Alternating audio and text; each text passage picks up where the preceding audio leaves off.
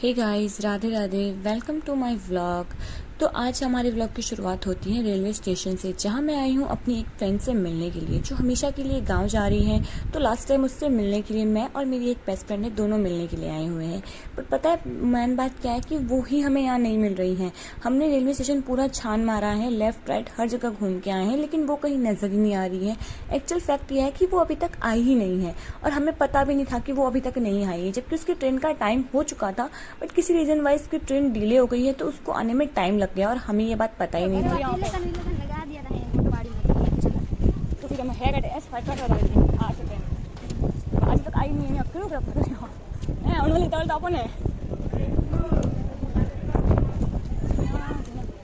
Call भी नहीं कर सका। हम उसे कॉल नहीं कर सकते सरप्राइज देने के लिए, और हमने उसके लिए कुछ गिफ्ट भी तैयार किया था, लेकिन वो भी हवा में उड़ गया। अब सारी ट्रेन आ रही है, जा रही है, हम उसका वेट कर रहे हैं, पर पता नहीं वो कहाँ है। हमें तो ऐसा लग रहा था कि वो ट्रेन छूट जाएगी, बट फिर भी वो आ गई। फाइनली उसके दर्शन मिल गए हमें।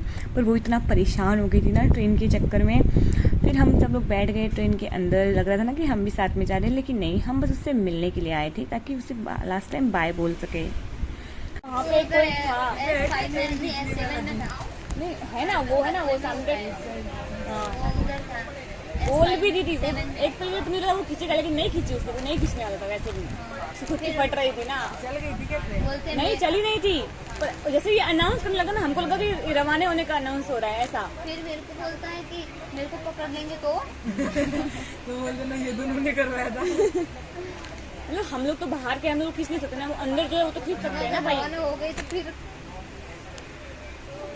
क्योंकि किसी रीजन वाइज ट्रेन डिले हो गई थी, तो हमें थोड़ा सा टाइम बिताने का मौका मिल गया। उसके साथ उसका छोटा सा भाई भी था, जिसके साथ हमें खेलने में बहुत मजा आया। थोड़ा टाइम उसके साथ निकल गया, हमारा पता ही नहीं चला कि कैसे हम स्टेशन पे 2 घंटे बिता दिए हमने। मतलब हम 11 बजे आए थे और 1 बजे वापस स्टेशन से रवाना हुए। 2 घंटे हमने स्टेशन पे बिताए और उसमें इतना ज्यादा एंजॉय किया हमने, इतना ज्यादा मजा आया एक दूसरे के साथ। रात में ये हमारी लास्ट मीटिंग थी और फिर बारी आ गई उसके जाने की। वो मोमेंट इतना ज़्यादा इमोशनल था ना, बाय गॉड। मतलब मैं तो रिकॉर्ड ही नहीं कर पाई वो सारे मोमेंट, और ये भी पता नहीं कैमरा कैसे ऑन हो गया और ये सब रिकॉर्ड हो गया, आई डोंट नो। उसके बाद वो चली गई और हम भी घर के लिए आ गए। और उसके बाद जैसे ही मैं घर आई ना भाई, मुझे तो खाना बनाना था जल्दी जल्दी में, क्योंकि पापा का टिफिन भेजना था और उसके लिए बहुत लेट हो चुका था। मेरे 2 घंटे स्टेशन पे बीत गए, उस वजह से खाना बनाने में लेट हो गई थी। तो मैं जल्दी जल्दी सारा काम कर रही थी और उसी जल्दी जल्दी में खाना काट के खाना बनाना शुरू बैठी। और आज मेरे साथ वो हुआ ना कि मतलब जल्दबाजी में मैं मरते मरते बच गई। वो कहते हैं ना जल्दी का काम शैतान का होता है, तो वही चीज़ मेरे साथ भी हो गई। मैंने फटाफट सारा खाना बनाना चाहा और उसी फटाफट में भाई साहब आज मैं जलते जलते बच गई। भाई गॉड, मतलब जैसे ही मैंने सब्जी उसमें डाली और वो मसाला डाला तो एकदम से आग निकल गई। मैं तो बहुत ज़्यादा डर गई थी कि पता नहीं ये क्या हो गया भाई साहब। फिर भी चलो ठीक है, थैंक गॉड कि कुछ हुआ नहीं, मुझे कुछ नहीं हुआ, मैं बच गई। बट मैं एक्चुअली मैं बहुत ज़्यादा डर गई थी कि ये क्या हो गया, कैसे हुआ अचानक से। और मेरा रिएक्शन तो बाई गॉड ऐसा था ना कि मानो आज तो मैं गई, जल गई पूरी, ऐसी लग रही थी। फिर भी चलो ठीक है, कुछ नहीं हुआ, भगवान का लाख लाख शुक्र है जो मैं बच गई। और फिर भी मैंने गॉड को थैंक यू कहा, और भाई आज तो बच गई, बचा लिया, बार बार थैंक यू। और पूरा धुआं धुआं हो रखा था किचन में, तो भाई साहब सब कुछ हो गया एकदम, नाक से सांस भी नहीं आ रही थी। फिर भी मैंने खाना बनाया, फटाफट सब्जी डाली, फटाफट सब्जी बनाई। फिर मैंने उसको ढक्कन दे के रख दिया पकने के लिए, और फिर मैं बैठ गई आटा गूंदने के लिए, क्योंकि आटा गूंदूंगी तो ही सब काम होगा ना। और उससे पहले मैंने सोचा कि मैं कुछ खा ले, क्योंकि खाना भी बहुत ज़रूरी होता है ना। तो खाने के साथ कोई कॉम्प्रोमाइज़ होना ही नहीं चाहिए। काम तो क्या है, वो तो होता ही रहेगा, खाना नहीं छूटना चाहिए हमारा, राइट। तो मैंने फटाफट से कुछ ना कुछ निकाला और खाया। वैसे कुछ ना कुछ नहीं था, वो जैसे सब्जी बनाई थी ना ककड़ी की, वही ककड़ी और खजूर थी। लेकिन एक बीच और भी चीज़ थी, जैसे कि वो मैंने खजूर जैसे ही खाई ना, इतना मिर्ची हो गया मेरे मुंह में, पूरा मिर्ची मिर्ची हो गया मुंह में।